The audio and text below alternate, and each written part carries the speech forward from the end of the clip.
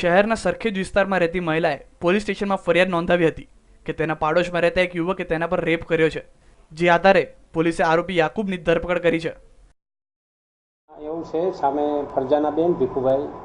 મુસ્લિમ રહેવાસી silver society સરખેજવાળાએ ફરિયાદ ગઈકાલે આપેલી છે અને આરોપી છે એમાં યાકુબ ગુલાબ યુસુફભાઈ એને પોતાની ઉપર તારીખ 14/6 રાતના 10 થી 1 વાગ્યા સુધી બળાત્કાર કરેલાની ફરિયાદ આપતા મહિલા એએસઆઈ યાસ્મીનબેને ફરિયાદ લઈ તપાસ અમારા પીઆઈ પુનડિયા સાહેબ ડીએસ પુનડિયા કરી રહેલ છે. આરોપીને આજરોજ અમોએ કલાક 12:15 વાગે અટક કરેલ છે અને મુદ્દામાલની છરી તેમજ તેના બનાવ વખતે પહેરેલ કપડાં કબજે લઈ એફએસએલમાં મોકલવા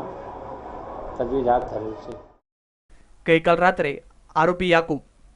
મહિલા જ્યારે ઘરે એકલી હતી ત્યારે તેના ઘરે ગયો હતો અને મહિલા સાથે બળજબરીપૂર્વક બળાત્કાર કર્યો હતો અને બાદમાં મહિલાને ચપ્પુ બતાવી ધમકી આપી હતી